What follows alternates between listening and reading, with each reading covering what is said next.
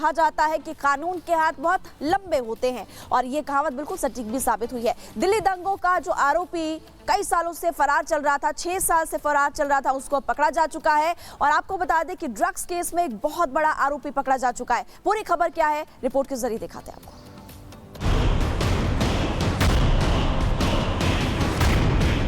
ठीक 6 साल पहले दिल्ली को दंगे की आग में झोंकने वाले कई आरोपियों पर लगातार कार्रवाई हो रही है, लेकिन इस कार्रवाई में दिल्ली पुलिस की स्पेशल सेल को बड़ी सफलता होली के दिन मिली। दिल्ली पुलिस की स्पेशल सेल ने वांटेड आरोपी मोहम्मद हनीफ को गिरफ्तार किया है। वांटेड आरोपी मोहम्मद हनीफ 6 साल से फरार चल रहा था। पुलिस ने उसके पास से आधुनिक पिस्टल और 5 जिंदा कारतूस बरामद किए हैं। हनीफ सीएए एनआरसी विरोधी दंगे में शामिल था। वो अपने भाई हारून के साथ मिलकर दिल्ली में हुए दंगों में शामिल हुआ, जो कि न्यू फ्रेंड्स कॉलोनी के पुलिस स्टेशन के अधिकार क्षेत्र में आता है। शर्जील इमाम और आसिफ इकबाल मामले में सह आरोपी हैं। हनीफ ड्रग्स कारोबार और आर्म्स एक्ट मामले में पहले से वांटेड था। पुलिस ने बताया कि मोहम्मद हनीफ मूल रूप से कूच बिहार, पश्चिम बंगाल का रहने वाला है। उसने न्यू फ्रेंड्स कॉलोनी स्थित जुलाना स्कूल से 10वीं तक की पढ़ाई की है। दंगों के बाद से फरार चल रहे हनीफ को स्पेशल सेल की टीम ने सुनियोजित तरीके से धर दबोचा। जानकारी मिली थी कि गाजीपुर गढ़ोली गांव के पास आरोपी हनीफ आने वाला है। हनीफ को पकड़ने के लिए स्पेशल टीम बनाई गई।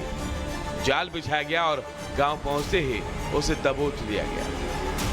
Bureau report, Republic Bharat.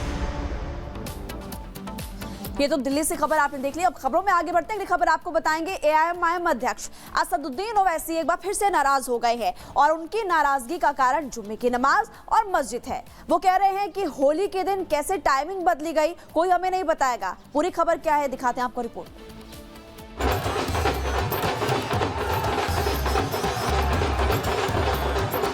Holi का त्योहार पूरे देश में बेहद शांतिपूर्ण तरीके से और झूमते नाचते बीत गया। जुमे की नमाज भी अपने समय पर पढ़ ली गई।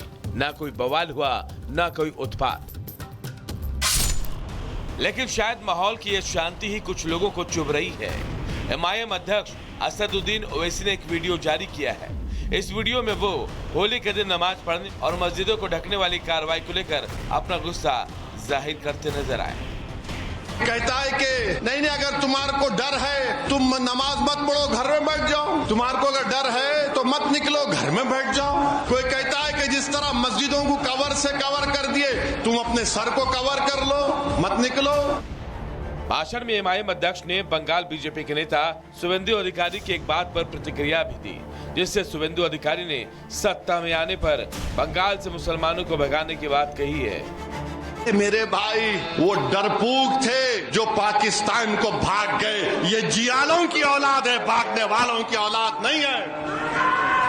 अरे वो डरपोक थे, भाग गए। हमारे आबो-अजदाद ईमान की दौलत से माला माल थे। उन्होंने भारत को अपना वतन माना और मानते रहेंगे। अब ये नेताओं की बयानबाजी का गुस्सा है या फिर होली में नमाज का समय बदलने जाने की नाराजगी, ये तो आने वाला समय बताएगा। लेकिन फिलहाल इतना तो साफ है कि ओवैसी इसे लेकर बिल्कुल भी खुश नहीं है। Bureau report, Republic Bharat.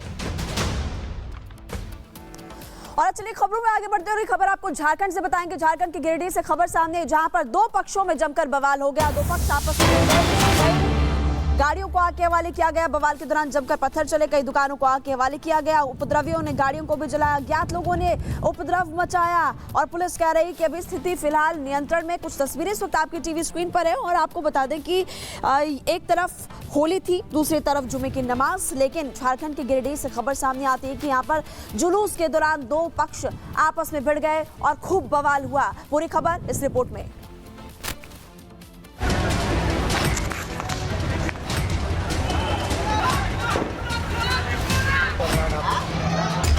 Holi के त्योहार पर जिस दिन की शुरुआत रंग और गुलाल के साथ हुई थी, वो शाम होते होते हिंसक झड़प, पथराव और अगजनी में तब्दील हो गई।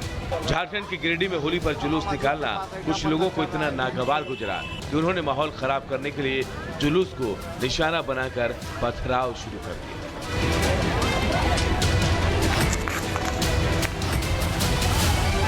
दरअसल होली के दौरान एक पक्ष की ओर से जुलूस निकाला गया, लेकिन जब यह जुलूस मस्जिद से होकर जाने वाली रास्ते पर पहुंचा तो विशेष समुदाय के लोगों ने इसका विरोध शुरू किया, जिसके बाद दोनों पक्षों के लोगों के बीच हाथापाई होने लगी और देखते ही देखते मामला इतना बढ़ गया कि विशेष समुदाय के लोगों ने जुलूस पर पत्थर फेंकने शुरू कर दिए।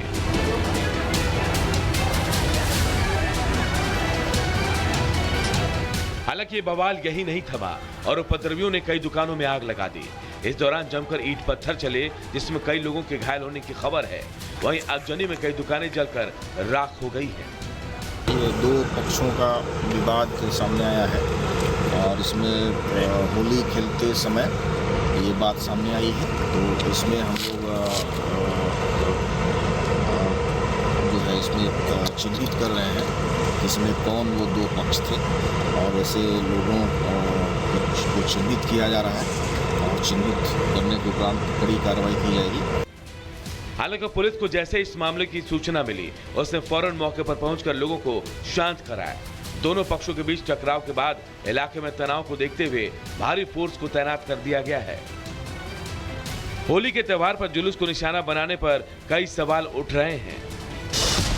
इन लोगों ने जानबूझकर जुलूस का रास्ता क्यों रोका? क्या सामाजिक तत्वों ने पहले से साजिश रच रखी थी? इनको जुलूस पर पथराव करने के लिए आखिर किसने उकसाया? बहरहाल गिरिडीह में हंगामा, पथराव और आगजनी के बाद अब हालात सामान्य है और इलाके में शांति बहाल करने के लिए कड़ी निगरानी की जा रही है, जिससे दोबारा हालात पर काबू किया जा सके। Bureau report, Republic Bharat. एक तरफ देखिए होली के दिन जश्न का माहौल था, वहीं होली के दिन गोल्डन टेंपल से भी एक तस्वीर सामने आई और आपको बता दें कि गोल्डन टेंपल पर हमले की खबर सामने आई है। एक अज्ञात शख्स ने सेवादारों समेत 5 श्रद्धालुओं को लोहे की रॉड से हमला करते हुए घायल कर दिया। आखिर पूरा मामला क्या कुछ है, दिखाते हैं आपको।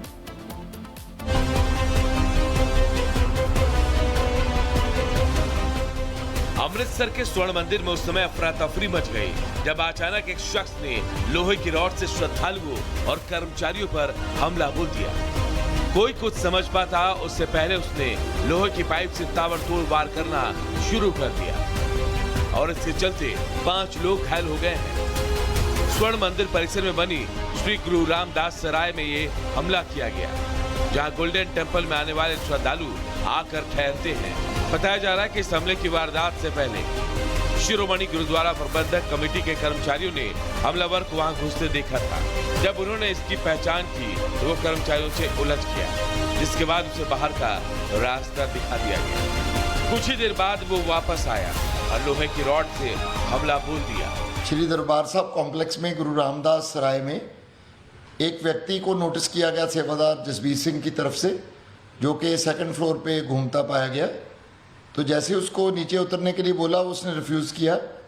तो उसके बाद सेवादार जसबीर सिंह ऊपर गए और उसको नीचे आने के लिए बोलने लगे। वहाँ पड़ी एक आयरन रॉड के साथ वो घुमाने लग गया जो व्यक्ति था और उससे चोट लगी जसबीर सिंह जी के। उसके बाद बाकी सेवादारों को और